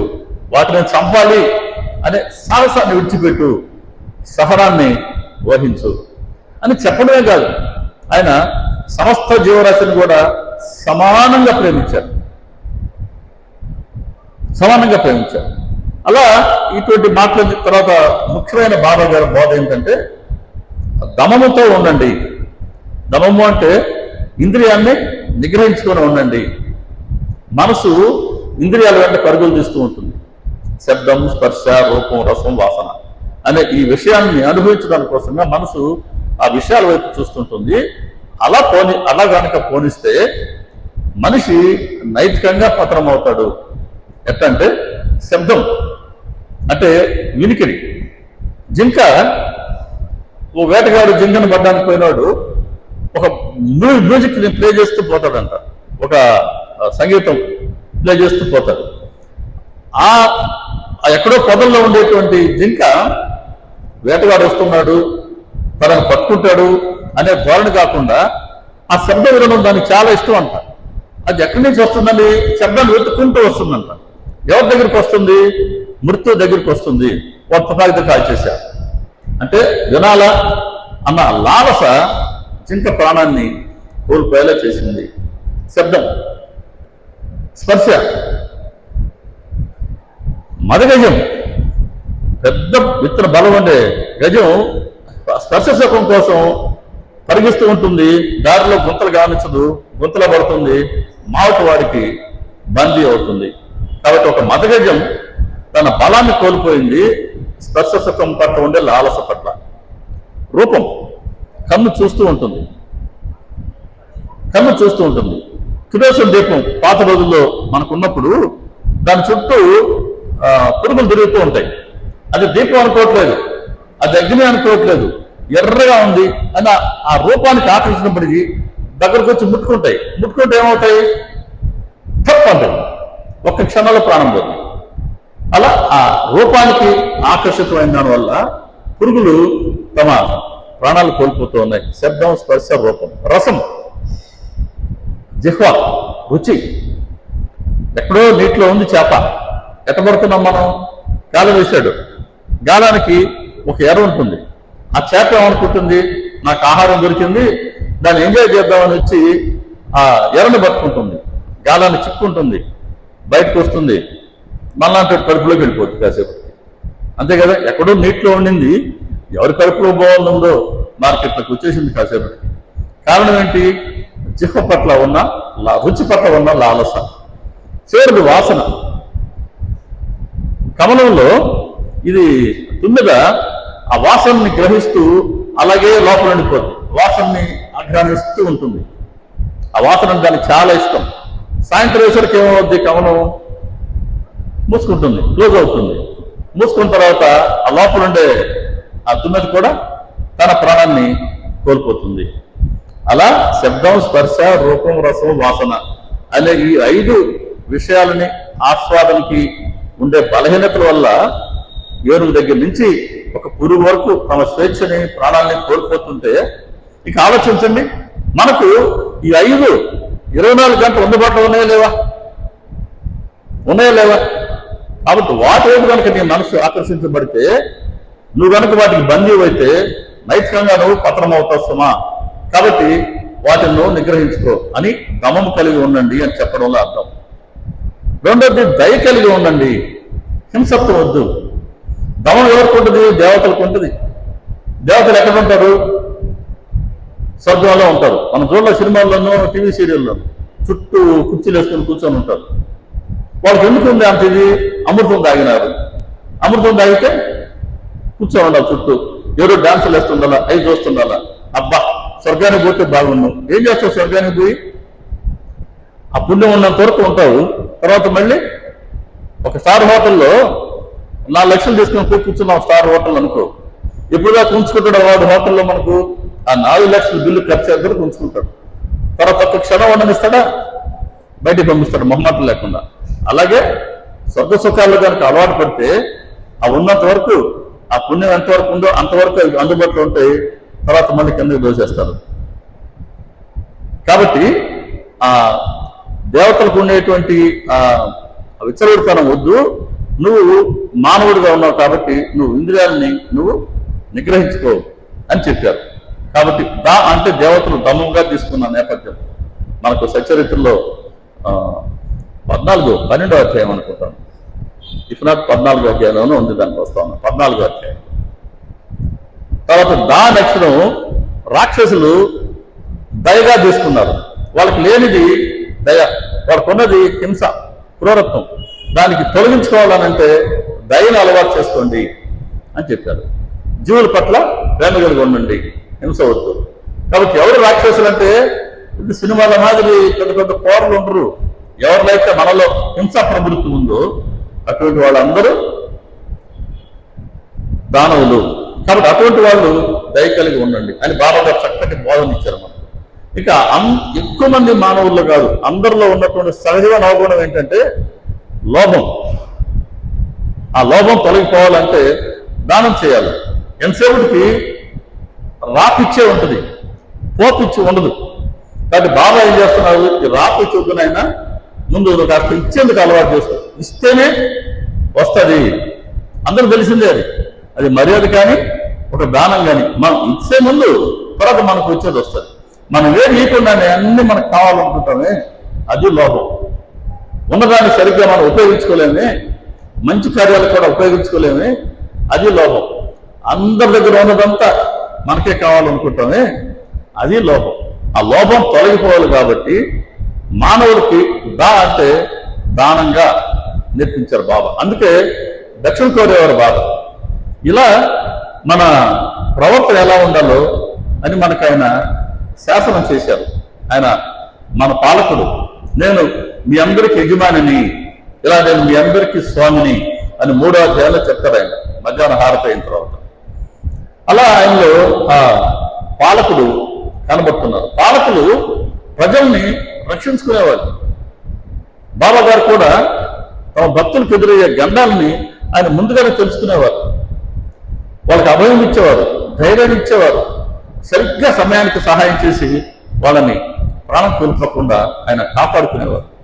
ఉదాహరణ 22వ అధ్యాయం. బాలామిర్కర్ అనే భక్తుడు ఆయన రెవెన్యూ డిపార్ట్మెంట్లో కోపగాంలో తహసీల్దార్గా ఉన్నారు. ఆయన చిత్తలే అనే ఊరికి పని మీద వెళ్తున్నారు, గవర్నమెంట్ పని మీద. మసీదుకి వచ్చారు, బాబా గారిని దర్శించుకున్నారు. బాబా గారు అప్పుడు ఏమన్నారు, ఇదిగో ఇదే మన ద్వారావతి, ద్వారకామాయిని చూపిస్తూ, ఇదే మన ద్వారావతి, మన మసీదు మాత, నీకు తెలుసా ఈమె ఒడిలో కూర్చున్న బిడ్డల్ని నిర్భయం చేస్తుంది. బాబా గారి ప్రతి మాట వరం అండి. సచ్చరిత్ర నిండుగా బాబా గారి వ్రతాలు ఉన్నాయి. ఇది నా వ్రతం అంటాడు, ఇది నా సత్యవచనం అంటాడు, ఇది నా ప్రమాణం అంటాడు. ఇది ఆయన సూచనలు ఉన్నాయి, ఆయన ఆజ్ఞలు ఉన్నాయి, ఆయన సలహాలు ఉన్నాయి, ఆయన హెచ్చరికలు ఉన్నాయి. వెరసి సచ్చరిత్ర అంటే బాబా గారి వరాలు జల్లు. నాకు ఆ మాట చెప్పడం చాలా ఇష్టం. ఎన్నిసార్లు నేను మాట చెప్తూనే ఉంటా ఎక్కడికి పోయినా కూడా. సచ్చరిత్ర అంటే బాబా గారి వరాలు జల్లు. ఇచ్చేశారు బాబా వరాలు. బాబా గారికి కావాల్సిందల్లా ఆయన ఇచ్చిన వరాలు ఎన్నో గ్రంథంలో ఉన్నాయి. వరాలు ఎక్కడో లేవు, అదిగో గ్రంథం ఉంది అక్కడ. ఆ గ్రంథం నిండుగా ఉన్నది బాబా గారి వరాలు. మీకు ఏ వరం కావాలో తీసుకెళ్ళి తీసుకోవచ్చు అంతే. ఇక్కడ ఎటువంటి అడ్డంకులు లేవు. కొంతమందికి ఇస్తాను, కొంతమందికి ఈయన లే. ఎవరికి ఏం కావాలో ఆ పుస్తకంలో ఇచ్చేస్తున్నారు బాబా. ఇచ్చిన వాటిని మనం తీసుకోవడమే. ఎంతో తపస్సు చేసి మన సినిమాలు చూడాల, తపస్సు చేసి పుట్టలు పెరిగిపోయి గడ్డాలు దేశాలు పెరిగి ఇప్పుడు దేవుడు కనబడి వరం ఇస్తారు. అది కాదు బాబా దగ్గర. వరాలు ఇచ్చేస్తున్నారు ఆయన. మీకేం కావాలో అది తీసుకోండి అంటున్నారు. అదే ఆయన సమర్థత. అడిగి ఇచ్చేవారు కాదండి బాబా, అడగకుండానే ఇచ్చేవాళ్ళు బాబా. అడగకుండానే ఇస్తారు ఆయన. ఎవరైతే సత్సంగం ఇచ్చారు ఈరోజు ఇక్కడ? ఎవరైనా అడిగారా సత్సంగం కావాలని? ఇదిగో మనందరికీ ఆయన సత్సంగం ఇచ్చారు. అదే అడగకుండా ఇచ్చే దేవుడు బాబా. కాబట్టి ఇక్కడ బాలా మిర్కల్ బాబా ఆయన చెప్తున్నారు, బాబా ఇది ద్వారకామాయి, ఇది మసీదు మాత, ఈమె ఒడిలో కూర్చున్న బిడ్డల్ని నిర్భయం చేస్తుంది. మసీదు మాత చాలా దయగల తల్లి. బిడ్డల యొక్క కష్టాల్లో ఉంటే తల్లి పరిగెడుకుంటూ వచ్చి చేయని అందిస్తుంది. ఈమె ఒడిలో కూర్చుంటే ఎటువంటి బాధ ఉండదు. ఈమెను కనుక ఆశ్రయిస్తే వాళ్ళు సుఖాలను పొందినట్లే అని చెప్తారు. సరే, బాలా దొరికారు. బాబా గారు అనుమతి తీసుకొని ఆయన పోబోతూ ఉంటాడు. అప్పుడు బాబా గారు ఎంత సరగులో చూడండి. ఈ చెయ్యి ఈ మోచేయి కింద పెట్టాడని చెయ్యి, ఈ చెయ్యి తాడిస్తూ, నీకు పొడుగాటి బాబా తెలుసా, పొడుగాటి బాబా తెలుసా, చాలా భయంకరంగా ఉంటుంది. అయినా పాము మనల్ని ఏం చేయగలదు? మనం ద్వారకామాయి బిడ్డలం. రక్షించడానికి ద్వారకామాయి ఉండగా మనల్ని ఎవరు చంపగలరు? రక్షించేవాడి శక్తి ముందు సంహరించేవాడి శక్తి ఏ పాటిది అన్నారు. సరే, ఆయన బయలుదేరి వెళ్తున్నారు. బాబా గారి వద్ద ఒక నందీశ్వరుడు ఉండేవాడు. ఎవరైనా? శ్యామ. బాబా శ్యామ అని పిలిచేవారు ఆయన. మాధవరావు ఆయన పేరు, కానీ నల్లగా ఉండేవాడు అంట. అందుకని శ్యామ. బాబా గారు మామూలు కాదండి, నాలుగు కాస్త కుంటుకు నడిచాడు అనుకో, వీడు కుంటి కాక అనేవాడు. నల్లగుంటే ఈ శ్యామ అన్నాడు. ఇంకొక ఆయనకి ముక్కు కాస్త కాకి ముక్కులాగా ఉండదంట, వీడిని కాకి అన్నాడు. అంటే ఒక్కొక్కరిని ఒక్కొక్క పేరు పెట్టి పిలిచేవాడు ఆయన. కానీ ఆ పేరు ఎంత అందమైందో. వాళ్ళ పేర్లు అత్తయ్య నిలబడిపోయినాయి. ఎవరు హేమాడ్ పంప్ అంటే తెలియవాళ్ళు ఎవరో ఉన్నాం. డబుల్ కరెంట్ కాస్త ఆలోచించారు మళ్ళీ. హేమాడ్ పంప్ అంటే మనందరికీ తెలుసు. అలా బాబా గారు పెట్టిన పేర్లు అంత అందమైన పేర్లు పెట్టారు ఆయన. ఎందుకంటే ఆయనే అందమైన వాడు, ఆయనే నిత్యం, ఆయనే శాశ్వతం. ఇంకా ఆయన ద్వారా పెట్టబడిన పేరు ఇంకెంత అందంగా ఉండాలా, ఎంత రమణీయంగా ఉండాలా. కాబట్టి ఇక్కడ శ్యామకి పిలిచాడు బాబా. శ్యామ, అతడు కూడా నువ్వు కూడా చెత్తలోకి వెళ్ళిరా, చూసిరా, చాలా బాగుంటుంది. సరే, బాబా గారు చెప్తే శ్యామ ఆజ్ఞ వినాల. వచ్చి ఎంతో చెప్పాడు మిరికట్తో. అయ్యా, నన్ను కూడా మీ వెంట చెత్తలోకి వెళ్ళరమ్మన్నారండి, నేను కూడా మీ వెంట వస్తాను. ఈయనేమనుకున్నాడు, చాలా దూరం చెత్తలి. ఆ రోజుల్లో తాండాలో ప్రయాణం, ఒళ్ళు హోనం అయిపోద్ది. అయ్యా, అక్కడికి వచ్చి నువ్వేం చేస్తావు, చాలా శ్రమ ఉంది, నువ్వు పళ్ళేదిలే అంటాడు. శ్రమ వీళ్ళు బాబా గారికి మాట చెప్తాడు. మీరు వెళ్ళమన్నారు, ఆయన వద్దన్నాడండి. ఆహా, అట్టన్నాడా? సరే, మనదే ఉందిలే. మనం మాత్రం ప్రతి ఒక్కరి గురించి మంచిగానే ఆలోచించాలి. బాబా గారి ప్రతి మాట మనకు ఒక శిలాశాసనం. ఏం చెప్తున్నారో చూడండి. ప్రతి ఒక్కరి గురించి మనం మంచిగానే ఆలోచించాలి, యోగ్యమైన దానిని ఉపదేశించాలి. అయినా ఎవరి కర్మ ఎలా ఉందో అలా తప్పక జరిగి తీరుతుంది. మంత్రం, తీర్థం, దేవుడు, ద్విజుడు, దైవజ్ఞుడు, వైద్యుడు, అలాగే గురు మహారాజ్, వీళ్ళందరి పట్ల మనకు నిష్ఠ ఏ ప్రమాణాలు అయితే ఉంటుందో దానికి అనుగుణంగానే మనం పొందే ఫలితం ఉంటుంది. సరే వద్దన్నాడు కదా, ఆగిపో, మందు పోయేదే ఉందిలే అన్నాడు. ఈ మాట విన్నాడు ఆయన మిరికర్. అమ్మో బాబా గారు ఇలా అంటున్నారు ఏంటి అని అప్పుడు భయం వేసి, అదే మనిషి మాట వినాలంటే భయమైనా ఉండాలా, భక్తి అయినా ఉండాలా. ఇప్పుడు మనోడు భయపడ్డాడు, అమ్మో బాబా గారు ఏ మాట అంటున్నారు కాబట్టి శ్రమ నువ్వు కూడా రా అన్నాడు. ఇప్పుడు శ్రమ ఏం చేయాలా? ఆయన కూడా పోవాలన్నా? ఇప్పుడు ఆయన కూడా పోతే ఎవరు రమ్మంటే పోయినట్టు? మిరికర్ రమ్మంటే పోయినట్టు. కానీ శ్యామ బాబా గారు ఆజ్ఞ పాటించేవాడు కాబట్టి మళ్ళీ బాబా దగ్గరికి పోతాడు. అయ్యా నువ్వు బొమ్మను ఎప్పుడేమో ఆయన వద్దన్నాడు, ఇప్పుడు ఆయన రమ్మంటున్నాడు, నన్ను పొమ్మంటావా వద్దా? అది గురువు పట్ల ఉండాల్సినటువంటి శ్రద్ధ. ఆయన చెప్పిందని మనం వినడమే, అది గురు మార్గంలో మనం నేర్చుకోవాల్సింది. మొహమాటానికో ఫ్రెండ్షిప్కో కాదు. కాబట్టి మళ్ళీ బాబాని అడుగుతాం. అప్పుడు బాబా అంటాడు, రమ్మన్నాడా, సరే వెళ్ళిరా. ద్వారకా మాత తన మాటని నిలబెట్టుకోదా? తల్లికి బిడ్డల పట్ల అత్యంత ప్రేమ, కానీ బిడ్డలకి తల్లి పట్ల విశ్వాసం లేకపోతే తల్లి మాత్రం ఏం చేయగలదు? వెళ్ళరా అన్నాడు. వాళ్ళిద్దరు కలిసి చిత్తడైన ఊరికి వెళ్ళారు. రాత్రి 10 గంటలైంది. అక్కడ వాళ్ళకి ఆంజనేయ స్వామి గుడిలో బస ఏర్పాటు చేశారు. ఆ రాత్రి పడకలేసారు ఆంజనేయ స్వామి గుడిలో. అప్పట్లో మందిరాల్లోనే వాళ్ళకి బసలు ఉండేవి. అక్కడ లాందరూ పెట్టారు. నా అప్పటి న్యూస్ పేపర్ చదువుతున్నాడు, దుప్పటి కప్పుకొని నడుము వరకు పడుకో ఉన్నాడు. ఎట్టొచ్చిన పాము అలా మెల్లగా వచ్చి ఈ దుప్పటి మీదకి ఎక్కి ఆయన మారిస్తాన మీద ప్రశాంతంగా కూర్చోంది. పేపర్ ఈ పక్క చదువుతున్నాడు, ఆ పక్క పేపర్ ఆ పాము చదువుతుంది. తప్పే ఉంది. ఈయన ఈ పక్క చదువుతున్నాడండి, ఈ పక్క ఏం చదువుతున్నాడు, ఈ పక్క పాము చదువుతుంది, అంతే కదా. శబ్దం వచ్చింది ఏంటి అని నాకు ఒక ఆయనకి అనుమానం వచ్చింది. ఏంటి జరదర అనింది, ఈ టైంలో శబ్దం ఏంటి అని చూస్తే ప్రశాంతంగా పాము ఉంది. పాము పాము పాము నోట మాట రాలే సరిగ్గా. ఎట్టొస్తుంది? పేపరు కాస్త దించి చూశాడు, ఇదిగో ఎదురుగ్గా పాము ఉంది. ఎలా ఉంటుంది మనకు? ఆ మాదిరి మనకు కానీ బల్లి కనబడితేనే కాకిలేస్తానే, అనూహ్యంగా కనబడితే. ఇంకా పాము, ఆయన భయపడిపోయాడు. ఒక్క క్షణం మర్చిపోయాడు, అంత భయంలో పడిపోయాడు. నోట మాట రాలే, ఏ ఆలోచన రావట్లే. పక్కనే శ్యామ ఉన్నాడు. శ్యామ చూసి బాబాను ప్రార్థించాడు, బాబా ఇలాంటి విఘ్నం కలిగించారేంటి, విఘ్నం తొలగించండి. కాసేపటికి పాము అలా కింద దిగిపోయింది, కొట్టేశారు. ఆయన గండం గడిచింది. ఇప్పుడు బాబా గారు ఎందుకు కాపాడారు మిరికర్ని? ఎవరి ద్వారా కాపాడారు? శ్యామ ద్వారా కాపాడారు అని మిరికర్కి అర్థం కావాలా. కాపాడింది బాబా గారే. శ్యామ లేకపోయినా ఆయన కాపాడుకోగలరు. కానీ శ్యామ లేకుండా కనుక బాబా గారు కనుక పాముని పావుదాని నుంచి రక్షించుంటే మిరికర్ కూడా అదేదో పాము వచ్చింది తొలగిపోయిందిలే, చంపేశారులే, యాదృచ్ఛికంగా జరిగింది అనుకొని ఉండొచ్చు. కానీ రక్షించింది బాబా గారు అని అతని మనసు గ్రహించాలా అని అంటే శ్యామను పంపాలా. ఆమె శ్యామ వద్దంటున్నా శ్యామను పంపాలా, శ్యామ ప్రార్థన చేయించాలా.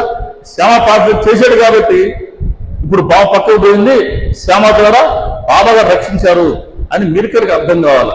అది అక్కడ ఉండేటువంటి లీల. అన్ని అడగకుండా చేస్తే విలువ ఉంటుందా? అడగకుండా ఇస్తే విలువ ఉండిందే? విలువ ఉండదు. అడగకుండా ఇస్తే విలువ ఉండదు, అట్టగా ఉంటుంది. అందుకని ఆయన శ్యామాన్ని పంపించారు. మిరికర్ని అలా తన భక్తుని ఆయన రక్షించుకున్నారు. అలాగే ఊటీని కూడా ఒకరోజు పాము నుంచి కాపాడారు. శ్యామాను కూడా పాము కాటేస్తే ఆయన కాపాడుకున్నారు.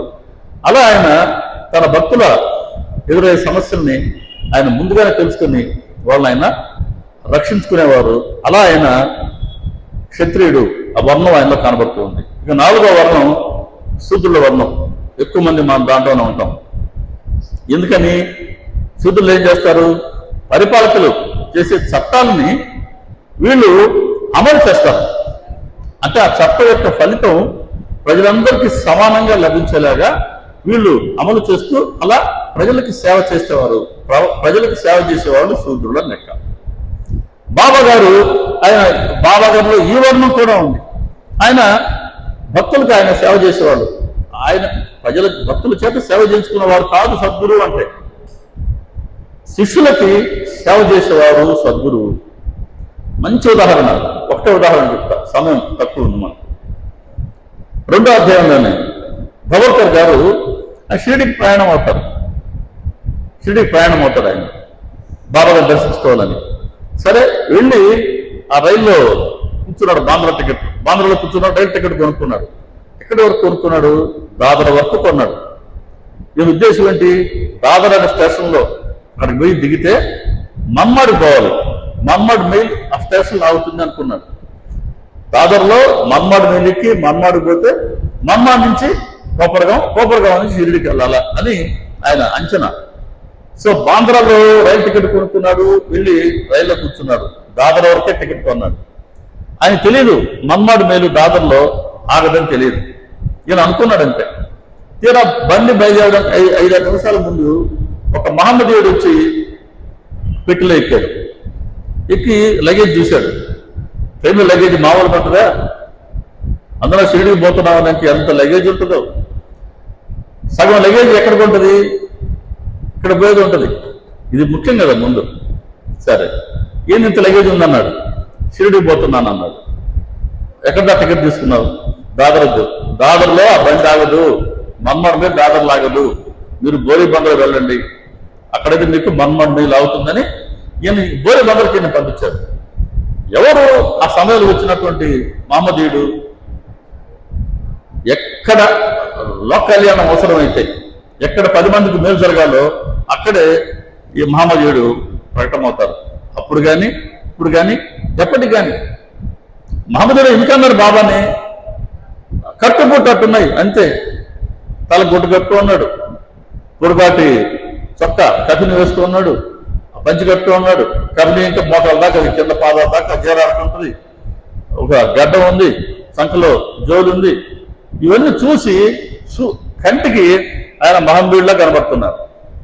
కానీ పోయి మసీదులో కూర్చున్నాడే అని మహమ్మదీయుడు అనుకుంటే, ఆ దోకమైన మసీదులో రోజు జరిగేవి మన హైందవ పద్ధతిలో అర్చనలు, పూజలు, హారతులు, సద్గ్రంథాల అధ్యయనాలు, పారాయణలు, నామ సంకీర్తన అన్ని హైందవ పద్ధతుల్లో జరుగుతుంది. కాబట్టి ఎవరైనా ఆయన హిందువు అనుకుంటేమో చూసేదానికి ముస్లింలా కనబడుతున్నాడు, మసీదులో ఉంటున్నాడు. వాళ్ళు ఎవరైనా ముస్లింస్ వచ్చి మా ముసల్మాన్ అని అంటే లోపల ఏం చేస్తున్నాడు? పురాణాలు చదివిస్తున్నాడు, గ్రంథాలు చదివిస్తున్నాడు, నామ సంకీర్తన చేయిస్తున్నాడు, పూజలు, అర్చనలు, గంటలు మోగుతుంటాయి, శంఖాలు పూరిస్తుంటారు, నిత్యము అగ్నిహోత్రం. మరి ఆయన హిందువా ముసల్మానా? హిందువు అనుకుంటే ముసల్మాన్లా కనబడుతున్నాడు, ముసల్మాన్ అనుకుంటే హిందువులా కనబడుతున్నాడు. అలా హిందువు కానట్టి, ముసల్మాన్ కానట్టి, ఇంకో రకంగా హిందువు అయినటువంటి, ముస్లిం అయినటువంటి ఒక విలక్షణమైన అవతారం బాబాగారు. కాబట్టి బాబాగారిని ఒక ముక్కలో చెప్పాలంటే ఆయన ఒక హైందవ ఫకీరు, హైందవ ఫకీర్ సాయిబాబా. ఒక్క మాట చెప్తే సరిపోయారు. 2 మతాలు ఆయనలో కలిసినాయి. ఆయన ఏ ఒక్క మతానికి చెందిన ఆయన కాదు కదా. అలా అట్లా ఆయన బాబా గారి తత్వం అలా ఉంది. ఎక్కడి నుంచి వచ్చింది ఇది? ఎక్కడ డివైట్ అయినా?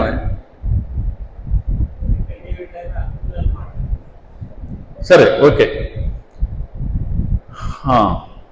సేవకుడు అనుకున్నాం. అలా హేమర్ పంటకి దబోల్కర్కి ఆయన స్వయంగా చెప్పాల్సి వచ్చింది, అరే బాబు నువ్వు దాదుల్లో దిగొద్దు, నువ్వు బోరి బందరు వెళ్ళు అని. అలాగే 33వ అధ్యాయంలో నానసర్ చంద్రుకురాడు అమ్మాయి మనితాయి ప్రసవేదన భక్తి ఉంది. ఇంట్లో ఊది లేదు, ఊది బొట్టు పెట్టాలన్నా తాగించాలన్నా.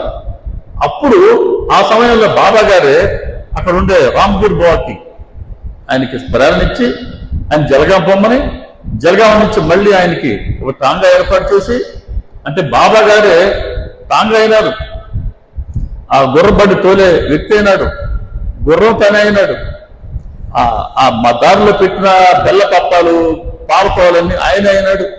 అంటే ఆ అమ్మాయికి ఊదిని పంపించి ఆ ప్రసవ వేదన నుంచి ఆ అమ్మాయిని కాపాడడానికి కోసంగా ఎంత శ్రమ తీసుకున్నారో చూడండి. ఇది ఆయన శిష్యులకి లేదా భక్తులకి ఆయన సేవ చేసే శూద్రవర్ణం ఆయనలో దర్శనమవుతుంది. ఇలా 4 వర్ణాలు బాబా గారు కనపడ్డాయా? ఇవన్నీ వర్ణ ధర్మాలు. ఇక రెండవది ఆశ్రమ ధర్మం. 4 ఆశ్రమాలు: బ్రహ్మచర్యం, గృహస్థం, వానప్రస్థం, సన్యాసం. మన దేంట్లో ఉన్నాం ఇప్పుడు? 2 దాంట్లోనే ఉన్నాం. గృహస్థులుగా ఉన్నాం. బ్రహ్మచర్యం దాటిపోయింది, గృహస్థులుగా ఉన్నాం. గృహస్థుల నుంచి హిందూ శాస్త్రం ఏం చెప్తుంది? వానప్రస్థానికి పొమ్మంటుంది. వానప్రస్థానికి ఎవరు మనం ముందుకు పోవడం లే, ఆగిపోతున్నాం, అక్కడ గృహస్థులుగానే వెళ్ళిపోతున్నాం. అందుకనే భగవంతుడు ఇట్లా సత్పురుషులకు అవతరించి గృహస్థులను కూడా వానప్రస్థానికి, సన్యాస వైపుకి నడిపించడానికే ఆయన అవతరిస్తున్నారు. వానప్రస్థం అంటే ఏం లేదు. 60 ఏళ్ళు వచ్చినాయి అనుకోండి, 60 ఏళ్ళకి పిల్లలు పెళ్లిళ్ళు అయిపోయినాయా? పిల్లలు పెళ్లిళ్ళు అయిపోయింటాయి. వాళ్ళ జీవన విధానం వాళ్ళకు ఉంటుంది. వ్యాపారం అనండి, వృత్తేనండి, ఏదో చేసుకుంటూ వాళ్ళ బతకగలరు. వాళ్ళ పిల్లల్ని వాళ్ళు పోషించుకోగలరు. కానీ మనం అది చేస్తున్నామా? ఆహా. మనవాళ్ళకి మనవరాళ్ళు కూడా మనమే సేవ చేయాలనే, అది వద్దంటున్నాడు. అది చెప్పేది. అయ్యా, కుటుంబం 60 ఏళ్ళు తండాలు పడ్డాం, యజమానురాలుగా, అమ్మ నాన్నగా తండాలు పడ్డాం, పిల్లలు పెద్దోళ్ళు అయ్యారు. కుటుంబ బాధ్యతలు పిల్లలకి అప్పచెప్పేసి 60 ఏళ్ళ తర్వాత అయినా ప్రాపంచిక విషయాలలో, మన ఇంటి విషయాల్లో కూరుకుపోయిన మన మనసుని వెనక్కి తీసుకురమ్మంటాడు మెల్లగా. అది వానప్రస్థం. వానప్రస్థం అంటే ఎక్కడో దూరంగా బాబల్లా, ఇంట్లోనే ఉండొచ్చు, కానీ బాధ్యతలు పిల్లలకి అప్పచెప్పేసి నీ అంతటి నువ్వు ఉండు, అంతే. ఉంటూ క్రమంగా ఈ మనసుని, అంటే ప్రాపంచిక విషయాల నుంచి వెనక్కి తీసుకున్న మనసుని భగవంతుడి వైపుకి మరలించు. ఇది సన్యాసం. ఇక్కడ ఫెయిల్ అవుతున్నాం. మనందరం గృహస్థులుగా ఉండిపోతున్నాం. పిల్లల కన్నా పిల్లలు అసలైతే, పిల్లలు పుట్టి పిల్లలు వడ్డీ అయితే, వడ్డీ కోసం డబ్బులు ఇచ్చేది మనం ఎవరికైనా. వడ్డీ నా బడికి డబ్బులు ఇచ్చేవాళ్ళు ఎవరైనా ఉన్నారా? ఉంటారా? ఏం సార్ చేయించారు? మరి ఇస్తారేంటి? చేయతరం కాదా? సరే. కాబట్టి ఎవరు వడ్డీ లేకుండా డబ్బులు ఎవరు? కాబట్టి పిల్లలు మన అసలైతే మనవాళ్ళు మనవరాళ్ళు వడ్డీని ఎట్ట వదులుకుంటాం? అక్కడే కూరుకుపోతుంటాం మనం. కాబట్టి బాబా గారు ఆయన బాలబ్రహ్మచారి, కఠినమైనటువంటి బ్రహ్మచర్యాన్ని అవలంబించారు. అలాగే బ్రహ్మచారులకి అందరూ వండుకోవడం నిషిద్ధం. ఆయన భిక్షతోనే పొట్ట నింపుకున్నారు. ఆయన గృహస్థు కాదు, వానప్రస్థం ఆయనకు వర్తించదు. చివరిది సన్యాసం. ఆయన అసలు శిశులైన సన్యాసి, ఫకీర్, ఒక ఔలియా, నిత్యం అల్లా మాలిక్, అల్లా అచ్చగరేగా అనే భగవంతుడు స్మరణలో ఉంటున్నాడు. సమస్త జీవరాశిలోనూ భగవంతుడే చూస్తున్నారు. ఏ పని చేసినా అది లోక కళ్యాణం కోసమే చేశారు. ఇలా ఆయనలో ఈ బ్రహ్మచారిగాను సన్యాసిగాను ఈ 2 వర్ణాలు, ఈ 2 ఆశ్రమాలు ఆయనలో దర్శనమిస్తూ ఉన్నాయి. ఇలా వర్ణాశ్రమ ధర్మాలను ఆయన చక్కగా ఆచరించి చూపించారు. ఇంకా ఆయన ఆచరించిన వాళ్ళల్లో ఉండేటువంటి బలహీనతలు తొలగించాలా, ఆ బలహీనతలు ఎలా ఉంటాయో తెలియజేయాలా. చాలా క్లుప్తంగా చెప్తాను. మొట్టమొదటి అధ్యాయంలోనే బాబా గారు ఆయన గోధుమలు విసురుకుంటూ ఉన్నారు. 4 స్త్రీలు వచ్చారు. బాబా మీరు విసురుకోవడం ఏంటి అని ఆయన దెబ్బలాడి మరి ఆయన పక్కన కూర్చోబెట్టించారు. వీళ్ళు 4 విసిరారు గోధుమ పిండి. సరే, 4 సేర్లు గోధుమలు విసిరేశారు. ఇప్పుడు ఈ పిండిని ఏం చేయాలా? మీరైతే ఏం చేస్తారు? ఏందో నాకు వినబడలా. తీసుకెళ్ళిపోతారా? అదే కదా, అంటే తీసుకెళ్ళిపోతారు. అదే కదా వాళ్ళు ఏమైనా పని. అంటే మళ్ళీ అడిగినాడు ఆయన గోధుమలు వేసారని. మరి మీ పిండి ఎందుకు అయింది? అది పిండి అయింది. ఆయన పాటి గారు విసురుకుంటుండే, లేదు బాబా, మాకు మీ పట్ల చాలా ప్రేమ, మీరు కష్టపడి మేము చూడలేమని ఆయన పక్కన కూర్చోబెడుతుంది. గోధుమ విసిరాక ఏం చేయాలా? బాబా ఇదిగో బాబా పిండి ఆయనకి ఇచ్చేయాలా. అప్పుడు ఆలోచించారంట, బాబా గారు సంసారా, ఇల్లుందా, బాకిలుందా, పిల్లలు ఉన్నారా, ఆయన ఏం చేసుకుంటాడు? ఇప్పుడు మనోడు చెప్పినట్టుగా మనం అయితే ఇంటికి తీసుకెళ్తాం, పూరి చేసుకోవచ్చు, చపాతీ చేసుకోవచ్చు, కాబట్టి ఈ పిండంతా మనకి ఇచ్చేస్తారు అని వాళ్ళ కోణంలో వాళ్ళు బాబాను ఆరోజు చూశారు. కాబట్టి నలుగురు 4 భాగాలు చేసుకున్నారు, పని చేసుకున్నారు, తీసుకొని పోబోతూ ఉన్నారు. అప్పటిదాకా చూశారు బాబా గారు, చివరి దాకా చూస్తారు. ఆయన తొందరపడరు, మనకు సహనం అని చెప్పరు, కానీ మన పట్ల ఆయన చాలా సహనంతో ఉంటారు. లేకపోతే ఆయన ముందు మనం ఇంతమంది వచ్చి కూర్చోలేము, కుదరదు. ఎందుకంటే ఆయన చేయమని చెప్తున్న పనులు, మనం చేసే పనులకి అసలు పొంతనే ఉండదు. ఆయన తూర్పులో ఉంటారు, మనం పడమరలో ఉంటాం. కాబట్టి ఆయన చెప్పినట్టు మనం చేయం. అయినా సరే ఇలా తీసుకొచ్చి కూర్చోబెట్టుకున్నారే, ఎంత ప్రేమో. మళ్ళీ ఒకసారి చెప్దాం, మారతాడని ఆయన ప్రయత్నం ఆయన అపారంగా నిత్యం నిరంతరాయంగా చేస్తూనే ఉంటారు. అప్పటిదాకా చూసిన బాబా ఇప్పుడు గర్జించారు, పిండిని మీ బాబు సొమ్ములాగా ఎక్కడ తీసుకెళ్తున్నారు? తీసుకెళ్లి గ్రామ సరిహద్దుల్లో చల్లిరండి. తేరగా దొరికింది, తిందామని పరుగుని వచ్చారు. ఇలా నన్ను దోచుకోవాలనుకుంటారా? నేనేమన్నా మీ గోధులు బాకీ పడున్నానా? ఎంతటి మాట! ఆ మాట అందించుకోవచ్చు ఆయన చేత. ఎందుకు దాని మాట పడాల్సి వచ్చిన వాళ్ళు? గోధుమ పిండి పట్ల వాళ్ళకు ఉండేటువంటి ఆసక్తి, అది లోభం. మనది కాని వస్తువు, మనది కాని వస్తువు మనకు కావాలనుకోవడం ఏంటి? గోధుమ పిండి మీ ఇంట్లో చపాతి చేసుకో, ఎవరొద్దన్నారు? పక్కింటి వాళ్ళ పిండితో నీకేం పని? అది నువ్వు కావాలనుకుంటున్నావు, అది లోభం. కాబట్టి మన దాన్ని మనం ఎక్కడ ఉపయోగించుకోవాలో తెలియదు. ఎదుటి వాళ్ళు కూడా మనకే కావాలా, అన్ని మనకే ఉండాలి, ఇంకెవరికే ఉండకూడదు. ఇది లోభం. ఆ లోభం మనుషులందరిలో ఉండే సహజమైన అవగుణం. ఎవరు దీంట్లో ఎక్కువగా తక్కువ కాదు, అందరిలో లోభం ఉంది. డబ్బులు ఖర్చు పెట్టాలంటే పెడతామా? ప్రాణం పోయినా ఇష్టపడతాం, కానీ అమ్మ డబ్బు ఖర్చు పెట్టి చేస్తా. కాబట్టి ఈ లోభాన్ని మన గురించి, మనలో ఉండే బలహీనతను మనకు తెలియజేసేందుకే బాబా గారు అక్కడ గోధుమలు ఇచ్చారు. బాబా గారు లాంటి పరబ్రహ్మ దగ్గరికి పోయి కోరుకోవాల్సింది పావుసేరు గోధుమ పిండా. ఆయన దగ్గర లేనిదేంటి అడిగితే ఆయన దగ్గర ఉన్నదంతా మందే కదా. అటువంటి మహారాజు దగ్గరికి పోయి పావుసేరు గోధుమ పిండి తీసుకుంటే ఏం ప్రయోజనం? కాబట్టి బాబా గారి వద్ద ఎటువంటి ఒక లాభాన్ని ఆశించి మనం సేవ చేయకుండా బాబా గారు సేవ ఇచ్చారు, మనం చేసుకున్నాం చాలు. ఆయన దృష్టిలో మనం ఉన్నాం. ఆయన దృష్టిలో మనం లేకపోతే ఏ సేవ మనం చేయలేం. ఆయన మన సేవను స్వీకరించదలుచుకుంటేనే మనకు ఆ సేవను ఇచ్చారు. ఆయన ప్రేమగా చేద్దాం. ఈ నలుగురు కూడా ఇప్పుడు అర్థమైంది వాళ్ళలో ఉండే లోభం. అబ్బబ్బా చాలా పొరపాటు చేశాం అని వాళ్ళలో వాళ్ళు లజ్జితులు అయ్యారు. ఇప్పుడు బాబా గారు ఆజ్ఞ ప్రకారం తీసుకెళ్లి గోధుమలు చల్లి వచ్చారు. అట్లా వాళ్ళు లోభం ఉన్నప్పటికీ వాళ్ళ చేత ఆయన నిష్కామ కర్మనే చేయించారు. అలా వాళ్ళలో ఉండే బలహీనతని వాళ్ళకి నలుగురు కాదు, ఆ లీల ద్వారా మనలో ఉండే బలహీనతను మనకు తెలియజేస్తున్నారు. అంటే బాబా గారి వద్దకు రావాల్సింది ఒక లాభాన్ని ఆశించి కాదు, ఆయన సేవగా చెయ్యి, ఆయన ప్రేమ కోసం చెయ్యి, ఆయన పట్ల ప్రేమతో చెయ్యి, భక్తితో చెయ్యి, ఏదన్నా స్వీకరిస్తారు. పత్రం, ఫలం, పుష్పం, తోయం ఏదన్నా సరే మనం భక్తిగా సమర్పించాలంటే. భగవంతుడికి లేనైతే ఇవన్నీ అన్నీ ఆయన దగ్గర ఉన్నట్టే కదా. అలా మనలో ఉండే బలహీనతను ఆయన మొట్టమొదటి అధ్యాయాన్ని తెలియజేశారు, లోపం. తర్వాత హేమంత్ పంత్ గారు గవర్నర్, ఇంతప్పుడు మనం చెప్పుకున్నాం, ఆయన దాదరు వరకు టికెట్ కొనుక్కున్నాడని. బోరి బందర్ బొమ్మన్నారు కదా, ఈయన బోరి బందర్ పోయాడు, మన్మార్ పోయినాడు, కొబ్బరిగాం పోయినాడు, షిరిడికి పోయినాడు. బాబా గారు దర్శించుకున్నారు. దర్శించుకున్న తర్వాత వచ్చి ఇక్కడ సత్రంలో కూర్చున్నారు. బాబా గారు లెడ్డి తోటకి వెళ్ళారు, ఆయన తిరిగి మసీదుకి వస్తాడు. ఈయన కూడా వచ్చి స్నానం చేసి మళ్ళీ మసీదుకి పోవాలా.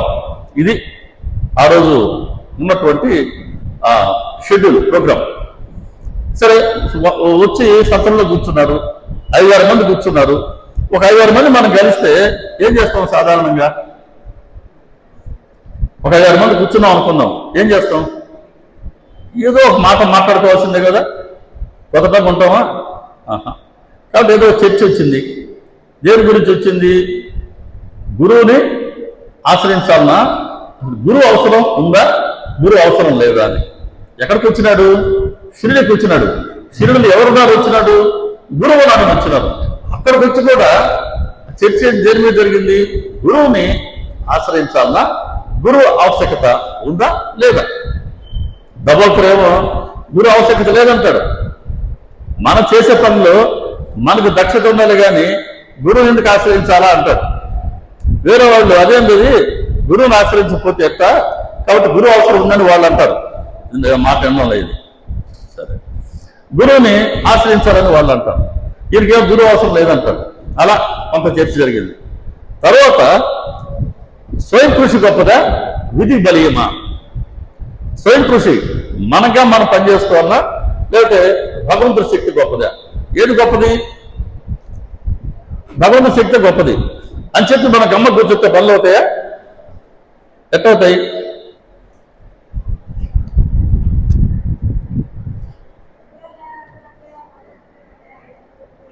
కాబట్టి స్వయం కృషి ఉండాలి, దానికి భగవంతుడి అనుగ్రహం కూడా ఉండాలి. హేమంత్ పంత్ ఏమో స్వయం కృషి గొప్పది అంటాడు. ఎదుటి వాళ్ళు ఏమో లేదు స్వయం కృషి గొప్పది అనుకుంటే నేను అనుకుని చాలా మంది మధ్యలో ఆగిపోయినారయ్యా. విధి బలీయమైనది, దాంతో ఎవరు మనం ఢీకొనగలం. మనం ఒకటి చేయబోతే అది ఇంకోటి జరుగుతుంది. కాబట్టి జరగబోయే దానిని నువ్వు ఆపను లేవు, జరుగుతున్న దాన్ని నువ్వు అడ్డుకోను లేవు. కాబట్టి వాళ్ళు విధి బలీయం అని వాదించారు. ఇలా కోపతాపాలతో వాదించుకున్నారు 2 గంటల పాటు ఈ వాదోపాదాలు జరిగాయి. ఏం పొందుంటారు ఈ 2 గంటల పాటు? ఈ వాదోపాదాల తర్వాత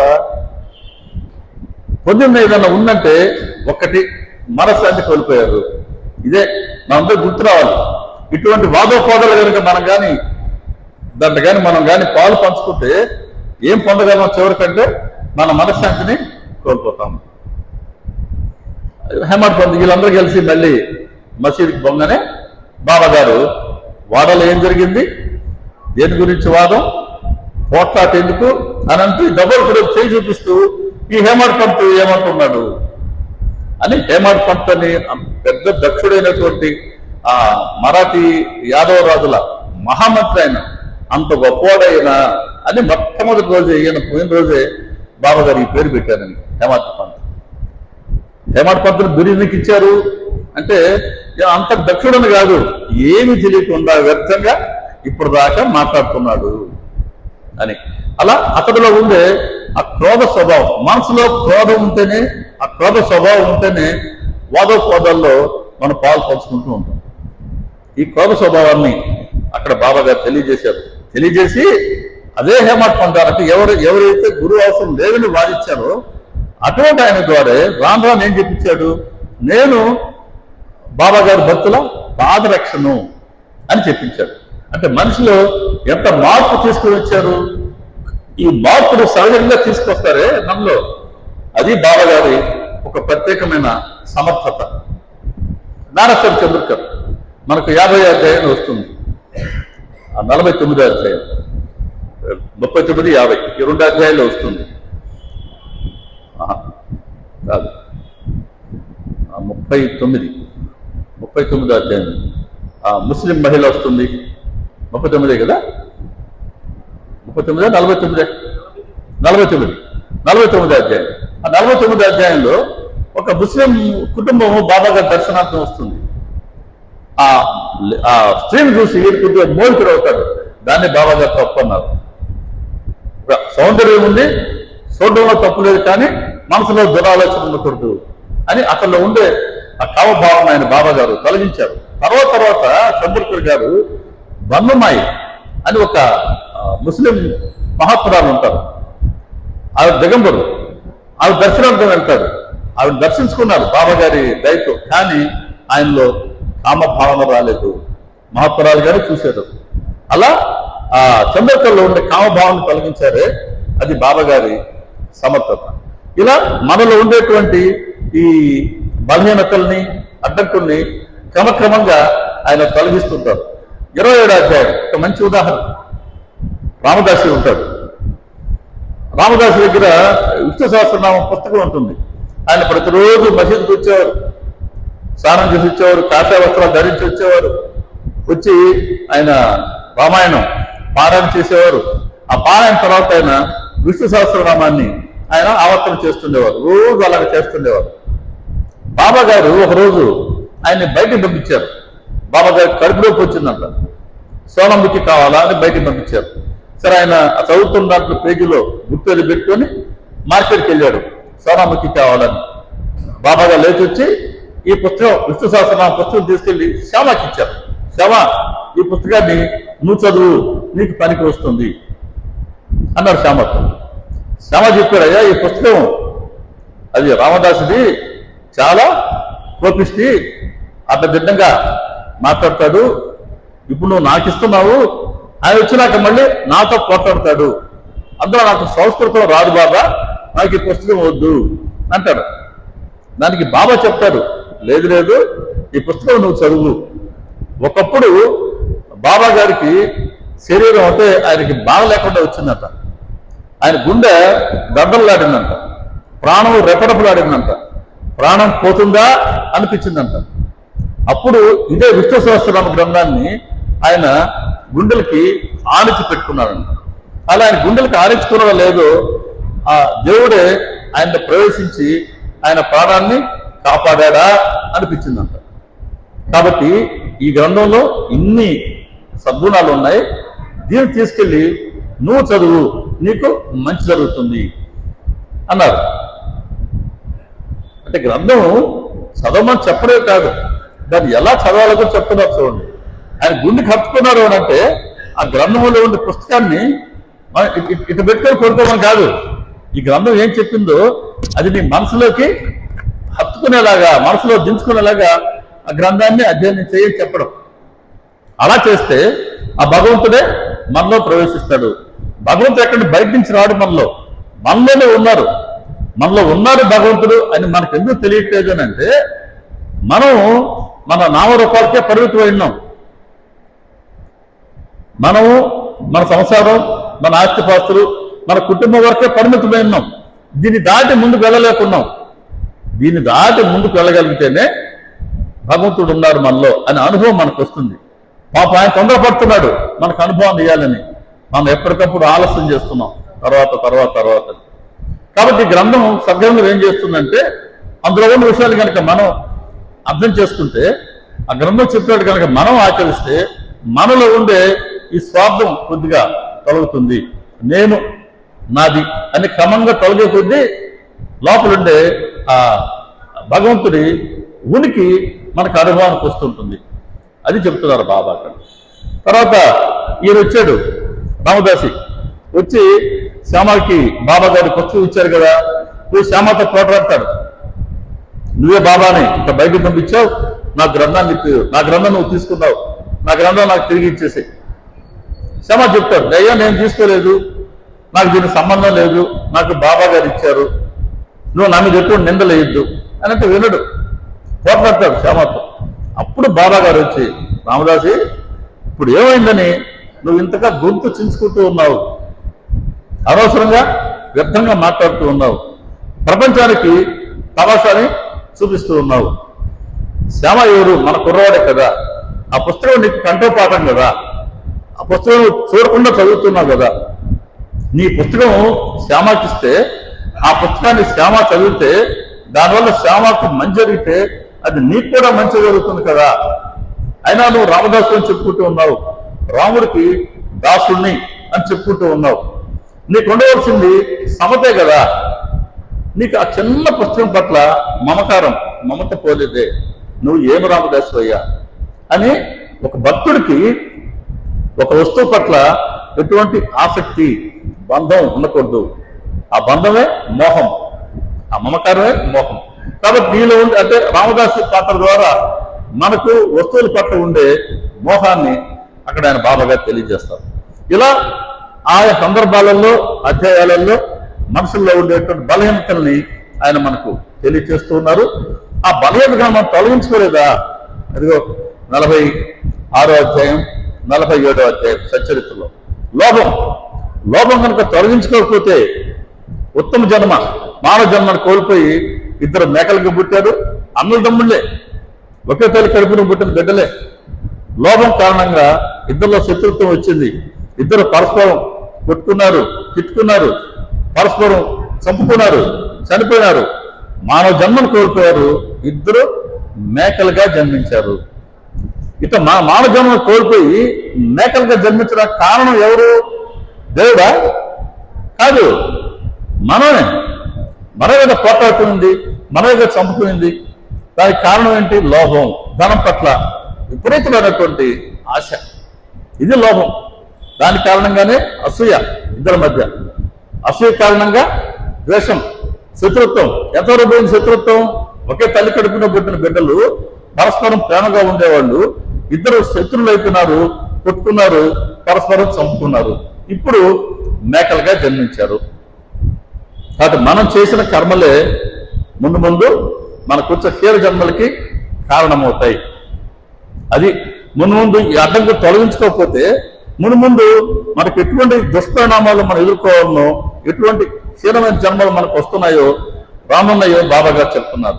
47వ అధ్యాయంలో షావుకారు ధనం పట్ల లోభం కారణంగా మరుసటి జన్మలో ఒక పేద బ్రాహ్మడిగా జన్మించాడు.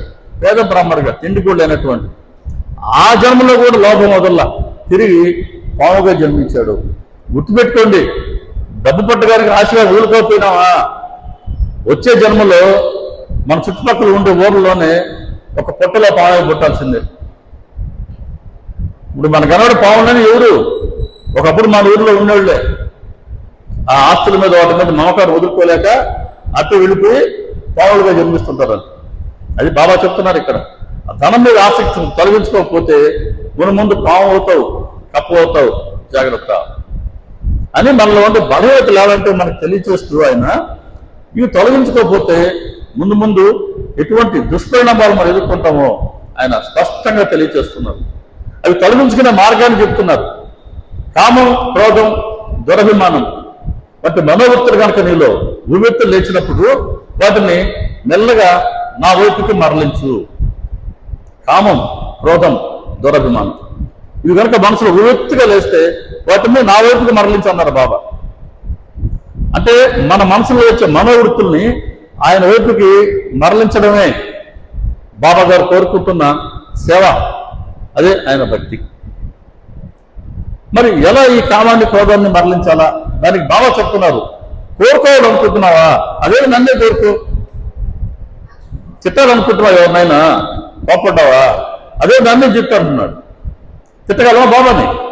అది ఆ సమయం వచ్చినప్పుడు ఎవరైనా తిట్టాలనుకున్నా, బాగా కోపం వచ్చేసింది, ఆ క్షణానికి ఒకసారి బాబాను గుర్తు తెచ్చుకొని అందరిలో నేనే ఉన్నాను అన్నారు కదా బాబా, సమస్త జీవరాశిలో నేనే ఉన్నాను అన్నారు కదా బాబా. కాబట్టి మనం ఎవరు తిట్టబోతున్నామో వాళ్ళలో బాబా ఉన్నారు కదా, అది గుర్తుకొచ్చి మనం తిట్టే తిట్లు బాబాను తిడుతున్నాం అని ఆలోచన వచ్చింది అనుకోండి, ఎవరు బెగలుతుందా? తిట్టగలమా? తిట్టలేము. అప్పుడు మన కోపం సహజంగానే ఆగిపోద్ది. ఇది బాబా చెప్పేది. కాబట్టి కామాన్ని కానీ, క్రోధాన్ని కానీ, దురభిమానాన్ని కానీ అవి కనుక నిన్ను ఉత్తులు బిక్కిరి చేస్తే వాటిని మెల్లగా నా వైపుకి మరలించు. ఎందుకంటే వాళ్ళ ఉండే చెడు వాసనని ఒక్కసారిగా మనం వేర్తసారి పెగిలించి వేసేందుకు మనకున్న సాధన శక్తి సరిపోదు. కాబట్టి వాటిని మెల్లగా ఆయన వైపుకి మరలించమంటున్నారు. ఒక వస్తువు కావాలని కోరికగా ఉందా? ఆ వస్తువు దానికి అదే బాబానే కోరుకోరాదా? బాబా కోసం ప్రయత్నం చేద్దాం ఆ సమయం అంతా, దాని మీద ఉండే మక్కువ పోద్ది. కోపించాలనుకున్నావు, అదే ముందు బాబాగా కోప్పడు, అది తొలగిపోద్ది. దీనికి రామకృష్ణ బాబాస్ గారు ఏం చెప్తారంటే, కోపించాలనుకుంటున్నావా, కోరుకోవాలనుకుంటున్నావా, భగవంతుడే కోరుకో. కోపించాలనుకుంటున్నావా, నువ్వు భగవంతుని దగ్గర కావడానికి ఎవరైతే అడ్డంకులు సృష్టిస్తున్నారో వాళ్ళ మీద కోపడు. సత్సంగానికి పోవాలనుకుంటున్నామండి, ఇంట్లో నసుగుతున్నారు, అవసరమైతే ఆ కోపం వాడి మీద చూపించంటున్నాడు. నేను సత్సంగానికి పోతా, అంతే, నువ్వేం చేస్తావు చేసుకో అని సత్సంగానికి రా. వాళ్ళు ఏం చేయరు, వాళ్ళు కూడా నీ దారికి వస్తారు చిన్నగా. లోభం, ధనం విషయంలో ఎంత లోభంగా ఉంటామా? డబ్బు దాచే విషయంలో లోభంగా ఉంటామా? అదేదో భగవంతుడి స్మరణకి దూరంగా ఉండే విషయంలో లోభంగా ఉండు. అర్థమైందా? భగవంతుడి స్మరణకి దూరంగా ఉండే విషయంలో అత్యంత లోభంగా ఉన్న దేవుని నిత్యం భగవంతుడి స్మరణలో ఉండు. లోభాన్ని అట్ట ఉపయోగించుకో.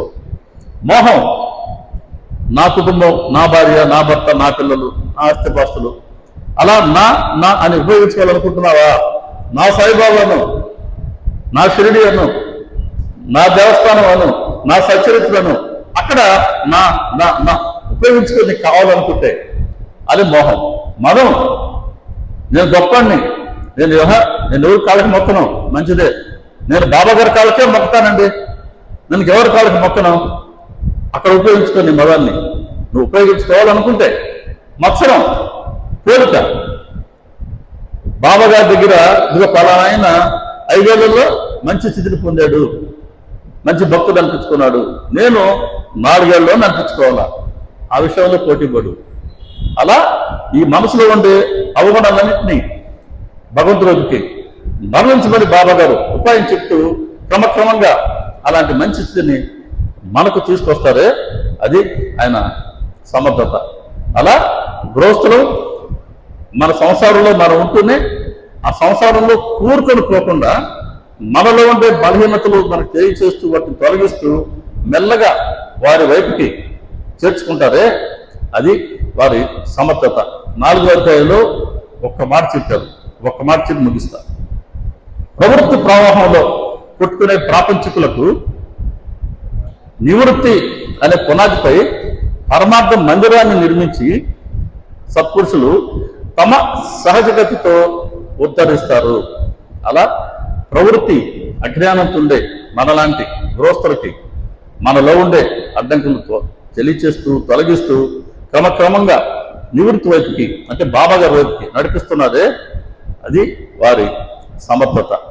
ఇది సమర్థ సద్గురు బాబా గారిలోని సమర్థత.